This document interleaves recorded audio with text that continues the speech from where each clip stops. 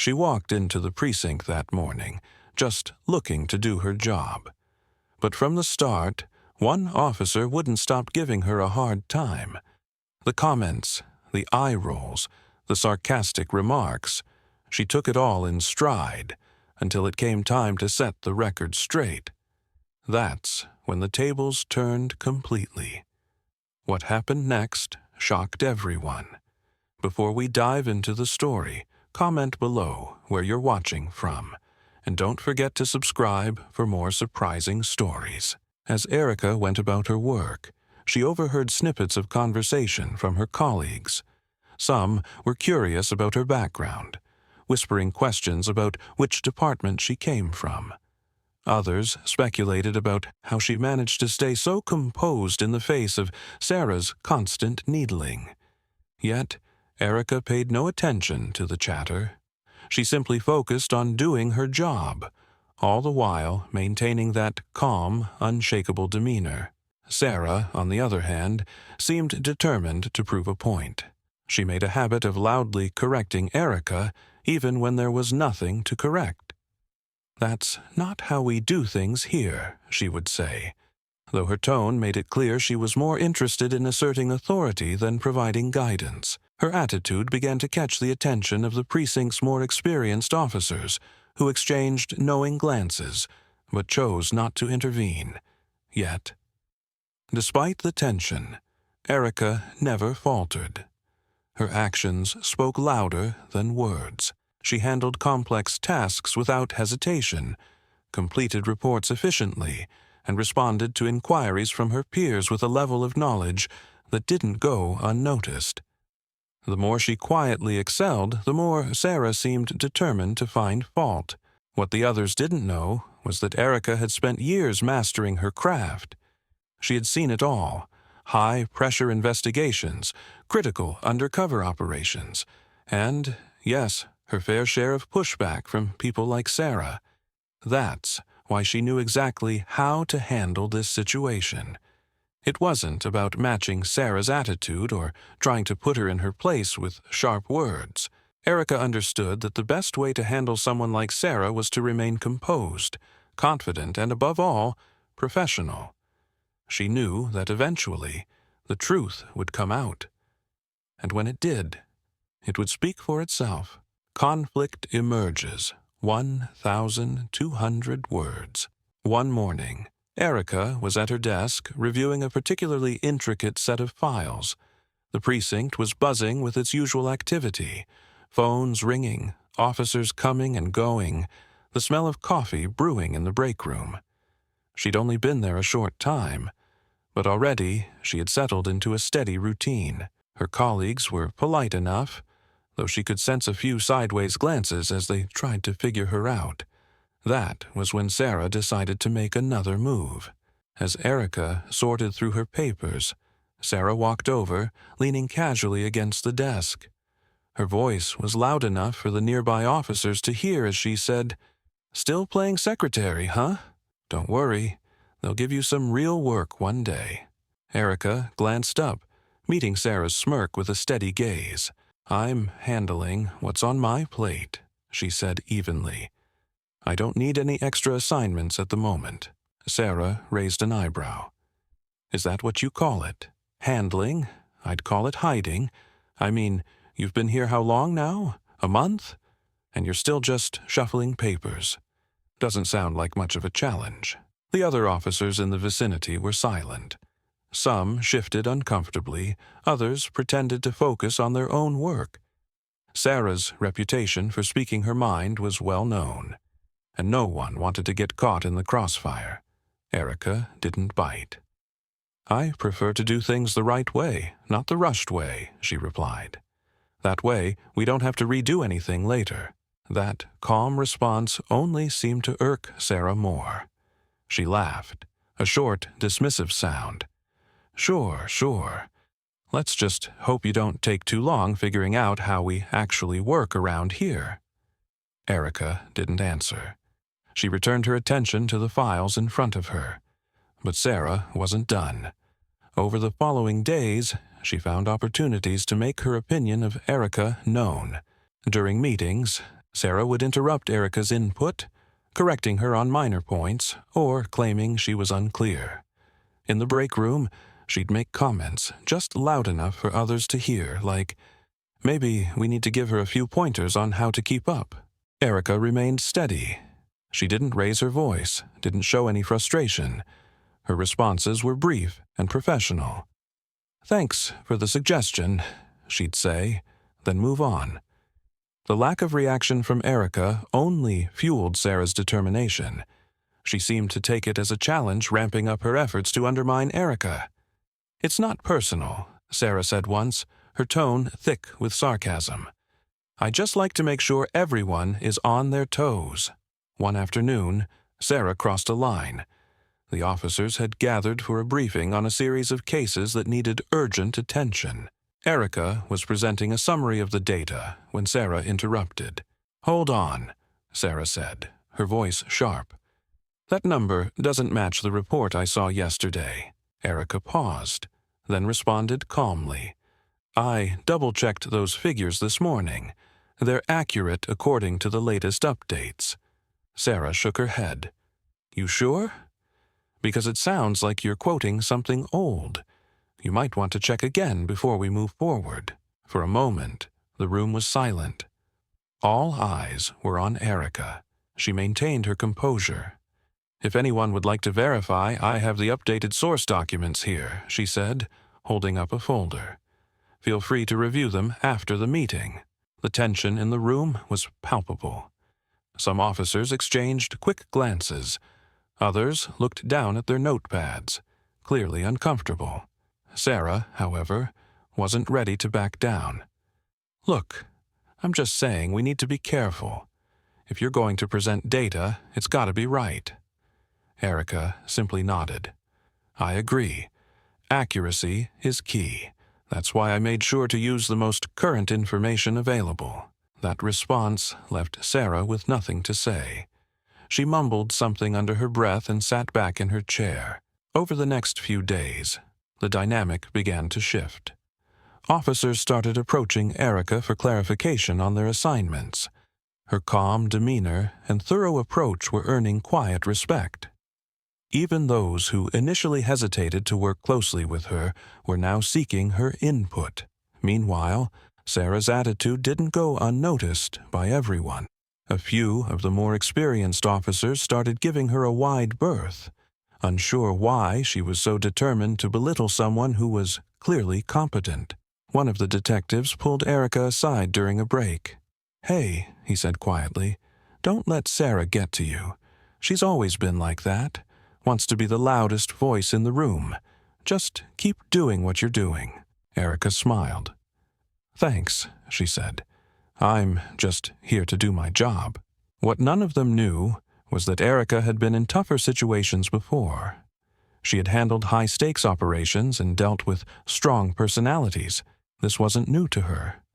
She knew how to let the work speak for itself, and as the days went on, it became clear that Erica's steady professionalism was having an impact. Officers began to see her as a reliable resource. They noticed that when she spoke, it was measured and well-informed. Her confidence wasn't loud, but it was evident in her actions. Sarah, however, continued her pattern of subtle jabs. She seemed unwilling to let up, still trying to prove her point. Yet the more she tried, the more her efforts seemed to backfire. Officers who once stayed silent now started to show more support for Erica, either through small words of encouragement or by asking her to weigh in on important tasks. By this point, the tension was hard to ignore. It was clear that a breaking point was approaching. Erica knew it. Sarah likely knew it too. But what neither of them realized was just how significant the next revelation would be, and how much it would change everything in the precinct. Erica kept her focus on the work, knowing that actions would speak louder than words. Sarah, on the other hand, seemed increasingly frustrated. She couldn't understand why Erica remained unfazed, why the officers were beginning to show more trust in someone she had labeled as just another rookie. What would happen next would not only shift the power dynamic, but also reveal a truth that would leave Sarah questioning her own behavior and the assumptions she had made. Tension had been building for weeks. Sarah's constant jabs, her dismissive tone, and her tendency to question Erica's every move had turned the precinct into a quiet battleground. The officers, most of them uncomfortable with the hostility, did their best to keep their heads down.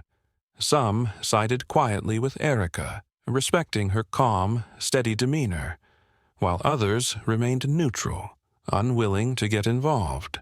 Still, it was becoming increasingly clear that something had to give. The breaking point came during the monthly performance review meeting. It was a routine session, meant to discuss ongoing cases and evaluate how everyone was doing. But from the moment Sarah entered the room, it was clear she had something to prove. She walked in holding a thick file folder, her expression a mix of confidence and smugness. Several officers exchanged uneasy glances as she took a seat at the table, flipping through her papers with deliberate exaggeration. Erica sat a few seats away, her notebook and pen neatly placed in front of her. She glanced briefly at Sarah, but said nothing. The meeting began as usual, with the commanding officer reviewing standard updates. When it came time for the individual performance summaries, Sarah wasted no time in making her move. "I'd like to bring up a few concerns I've noticed," she said, leaning forward and looking directly at Erica. "There have been several inconsistencies in recent reports, and I think it's important we address them now." Her voice was calm but pointed, carrying just enough volume to ensure everyone heard. The room went quiet. All eyes turned to Erica, who looked up from her notes and met Sarah's gaze. She didn't respond immediately, choosing instead to let Sarah continue. "For example," Sarah said, holding up a sheet of paper, "in the case summary from last week, there's conflicting data on the timeline of events. It makes it hard for the rest of us to rely on that information, and frankly, it's causing confusion." Erica maintained her calm demeanor. She waited a beat before responding. "Thank you for pointing that out," she said, her voice steady and professional. "I'd be happy to clarify. The timeline in question was updated after additional witness statements came in. I included those updates in the final version of the report, which you should find in the case file." Sarah hesitated for a split second, then recovered. "Well, if that's the case, why wasn't it communicated more clearly? We can't have everyone scrambling to adjust last-minute changes." Erica nodded. "I understand the importance of clear communication. I'll make a note to ensure any future updates are highlighted in the distribution emails. That way, everyone knows to review the most recent version." For a moment, the room remained silent. Erica's composed response had diffused Sarah's criticism without so much as a raised voice. But Sarah wasn't ready to give up. She shifted her focus to another point, flipping through her papers. "There's also the matter of how certain tasks are being delegated. I've noticed that sometimes there's a lack of clarity about who's handling what." Again, Erica responded with the same measured tone. "I can see how that might be a concern. The delegation process is still being refined, but I'll work on making it more transparent. I appreciate the feedback." As the discussion continued, it became increasingly apparent that Sarah's attempts to discredit Erica were falling flat. Erica addressed each point with professionalism, never allowing the conversation to escalate. She provided clear, factual explanations and offered constructive solutions. Her responses didn't just answer Sarah's criticisms, they showcased her ability to lead under pressure. Meanwhile, the rest of the team watched closely. Some officers began nodding in agreement as Erica spoke. Others shot Sarah subtle glances as if to say, "Is that all you've got?" Even the commanding officer seemed to take note of Erica's composed approach, occasionally making a comment to back her up. By the end of the meeting, Sarah had run out of points to challenge. She closed her folder with a sharp snap, her frustration evident. Erica, on the other hand, remained calm. She didn't smirk or gloat. She simply thanked everyone for their input and assured them she'd follow up on the concerns raised. When the meeting ended, a few officers approached Erica quietly. "You handled that well," one of them said. Another added, "I don't know how you stay so composed, but it's impressive." Erica smiled politely. "I just try to stay focused on the work. That's what matters." In the following days, Sarah's attitude began to shift. She still wasn't warm or friendly, but she backed off. The direct attack stopped, replaced by a begrudging silence. It was as if she had finally realized that no matter how hard she tried to undermine Erica, it wouldn't work. At the same time, Erica's credibility within the precinct continued to grow. More and more officers sought her advice, not just because she was knowledgeable, but because she treated everyone with respect. She listened, offered thoughtful guidance, and never made anyone feel small. Over time, even those who had initially been hesitant to approach her started to see her as a valuable member of the team. The incident in the performance review meeting became something of a turning point. It demonstrated that true leadership isn't about who talks the loudest or who throws the most criticism. It's about earning respect through consistent, level-headed action. Erica's ability to handle conflict without losing her composure made her stand out, and it set an example that others in the precinct began to follow. Months later, the precinct felt different. The atmosphere was more cooperative, more supportive. Erica's influence, though quiet, was undeniable. And while Sarah remained part of the team, her role had diminished. She still did her job, but she no longer tried to dominate every conversation. It was clear that the power dynamics had shifted, and Erica's steady leadership had played a major role in that transformation. In the end, Erica didn't need to call out Sarah or engage in heated arguments. Her actions spoke for themselves. By staying true to her principles and focusing on the work, she not only resolved the conflict but also left a lasting impact on the team. The precinct buzzed with an electric charge. For months, Erica had steadily risen through the ranks, her unflappable demeanor winning over those who had initially doubted her. Now, though, there was something else in the air. An announcement scheduled for that morning had set everyone on edge. Rumors swirled. Was it a new department policy, a major case update, or, as some whispered, a long overdue promotion? Sarah's typical arrogance was conspicuously absent. Instead, she sat quietly, fidgeting with a pen. She was usually the first to pipe up, throwing in her opinions or tossing a thinly veiled jab at Erica, but not today. Today, her eyes darted from her file to the commanding officer, who sat at the head of the room wearing a measured expression. "All right, let's get started," he said, his voice calm but firm. The room fell silent.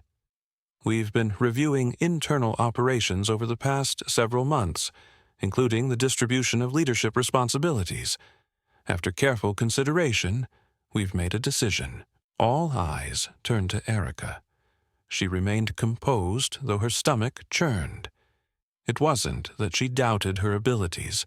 She knew she'd worked tirelessly to build trust, show results, and keep the team moving forward. But that didn't erase the small voice in the back of her mind that whispered, "What if?" The commanding officer paused for a beat before continuing.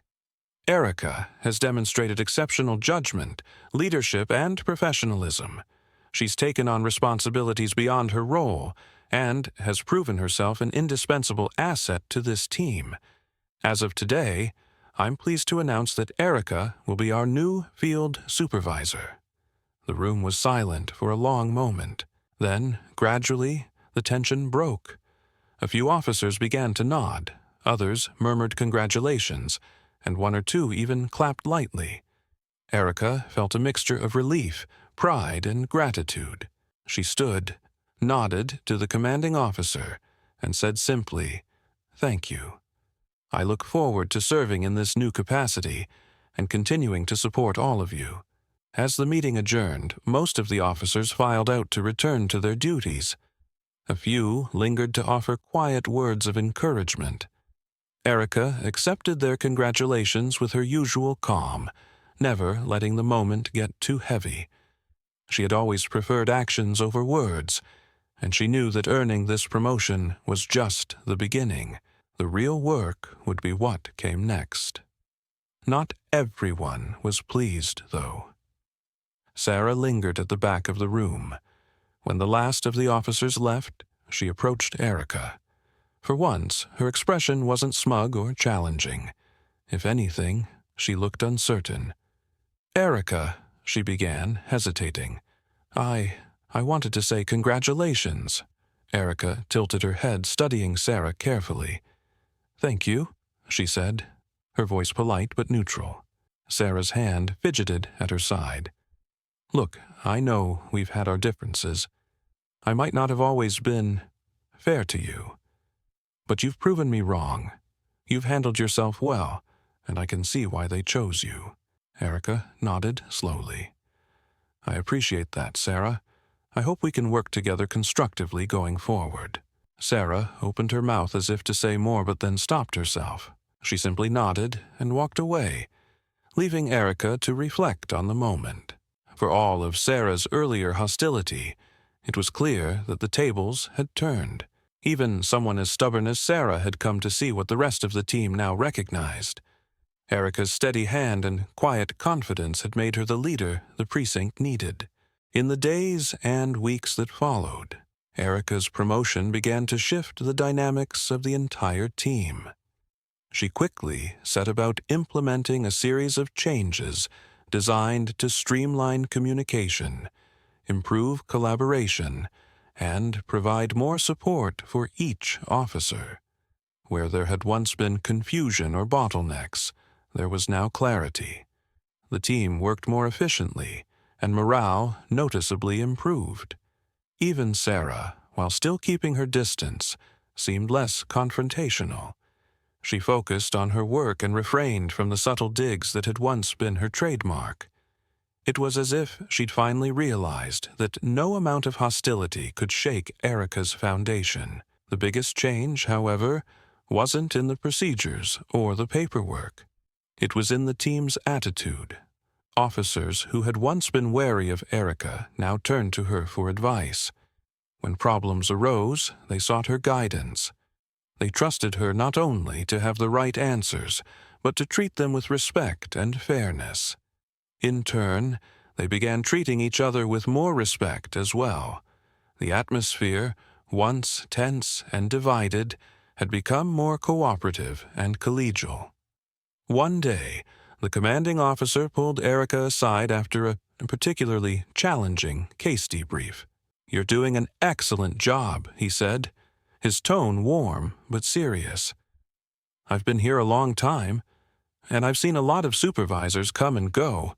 What you're building here, this sense of trust, of teamwork, that's not something you see every day." Erica accepted the compliment gracefully. "Thank you, sir. I just try to focus on the work and support the team." He smiled. "And that's exactly why it's working. Keep it up." The rest of the precinct noticed, too. Junior officers who had once been hesitant to speak up started contributing more actively in meetings. Senior officers who had kept to themselves began mentoring younger colleagues. The entire unit started to feel more unified, more cohesive. And while Erica didn't seek recognition for the changes, she couldn't deny that her approach was making a difference. Still, Erica knew the work wasn't over. Leadership wasn't about resting on past successes. It was about constantly moving forward, finding new ways to improve, and adapting to the challenges that came with each new day. The trust she had built with her team was precious, and she was determined to maintain it. In time, even Sarah's demeanor began to shift. Though she never became openly warm, she stopped looking for ways to undermine Erica. Instead, she focused on her own performance and occasionally even offered constructive feedback in meetings. It wasn't exactly a friendship, but it was progress. As the months passed, Erica's leadership style set a new standard for the precinct. The changes she had implemented became the norm, and her ability to remain calm under pressure became a model for others to follow. She had turned a once-divided team into a stronger, more unified unit. Looking back, Erica realized that the most important lesson of all was this: true leadership isn't about commanding authority or demanding respect. It's about earning it through consistency, fairness, and a genuine commitment to helping others succeed. By staying true to her principles, Erica had not only changed the culture of her precinct, but had also proven that integrity and determination could overcome even the most difficult challenges.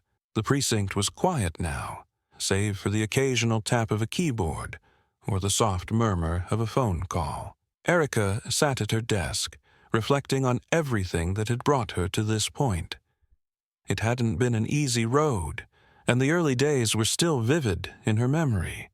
Those long hours spent proving herself to a team that didn't quite trust her yet, and the quiet battles she fought to earn their respect.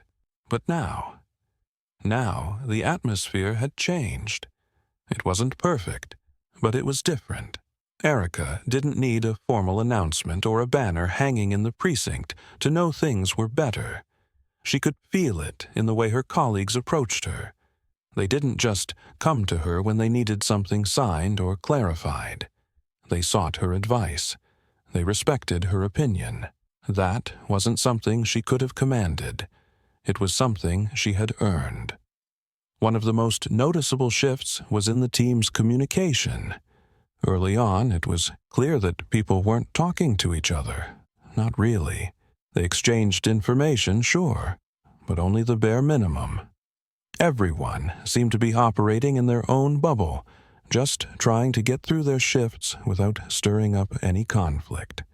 The result was a disjointed team that missed opportunities to learn from each other, to support each other. Erica made it her mission to break down those barriers.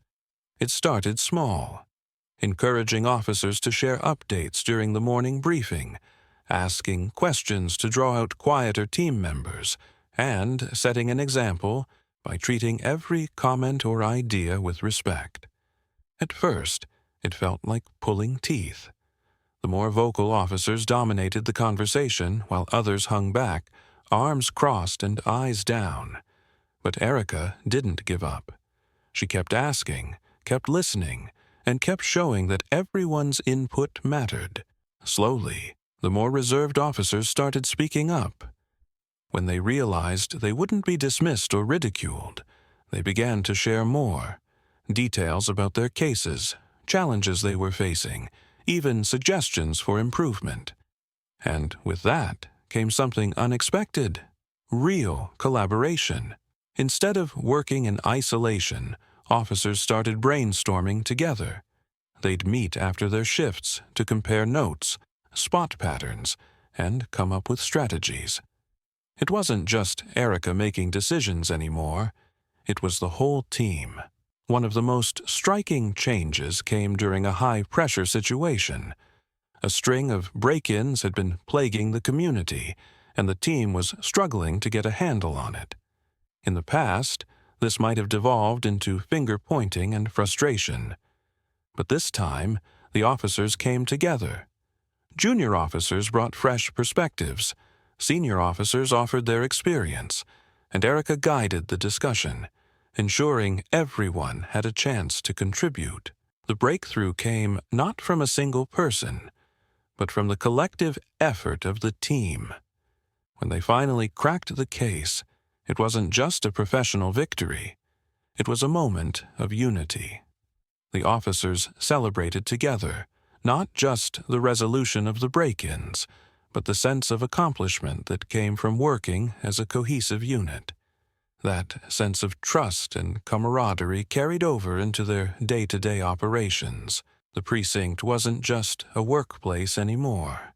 It was becoming a team in the truest sense. Sarah's transformation was another unexpected outcome. She had been one of Erica's toughest critics, often challenging her decisions and undermining her authority. But over time, even Sarah had to admit that Erica's leadership was making a difference.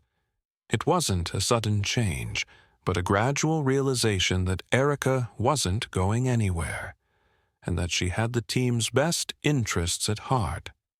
One day, after a particularly intense meeting, Sarah approached Erica. Her usual blunt demeanor was still there, but there was something different in her tone. "I didn't think you'd make it," Sarah admitted. "I'll be honest, I thought you were out of your depth. But you've proven me wrong. You're good at this." Erica didn't gloat or rub it in. She simply said, "I appreciate that. I hope we can keep building on what we've started here." Sarah nodded. It wasn't a grand reconciliation, but it was a start. From that day on, their relationship shifted.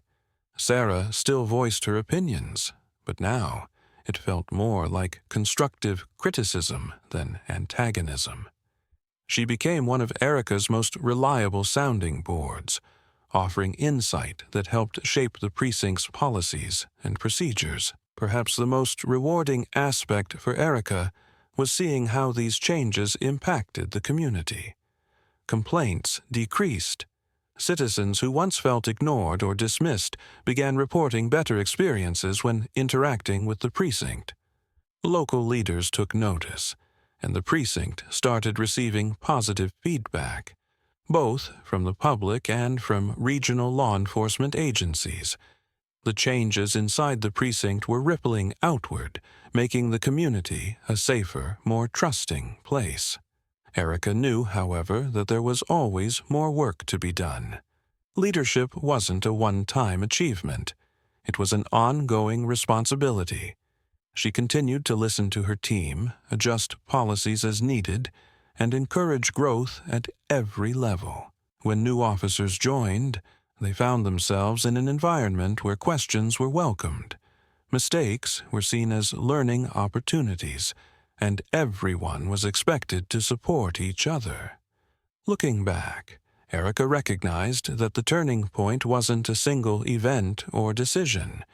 It was the cumulative effect of her consistency, fairness, and genuine commitment to the team's success. By staying true to her principles, she had turned a fractured precinct into a unified force. And while she appreciated the recognition she received, her greatest reward was knowing that she had made a real, lasting difference. Not just in how the team operated, but in how they saw each other and their work. In the end, Erica's story wasn't about her title or her achievements. It was about proving that integrity and perseverance could overcome even the toughest challenges. She had shown her team and herself that true leadership comes from respect, collaboration, and an unwavering commitment to doing what's right. And in doing so, she not only earned the trust of her colleagues, but also set a new standard for what leadership could and should be. The story ends with a final reflection on the lessons learned and the impact of Erica's leadership. Her journey from a newcomer in the precinct to a respected leader isn't just an example of personal success. It's a demonstration of how integrity, collaboration, and determination can transform not only a workplace, but also the lives of everyone involved. Now, it's time for you to weigh in. What do you think defines a great leader? Have you ever experienced a transformation like this, either at work or in your community? We'd love to hear your thoughts, so drop a comment below. If you enjoyed this story, make sure to like the video and subscribe to the channel. That way, you won't miss out on more inspiring stories like this one. And if you know someone who could use a little encouragement or motivation, be sure to share it with them too. Thanks for watching, and we'll see you in the next story.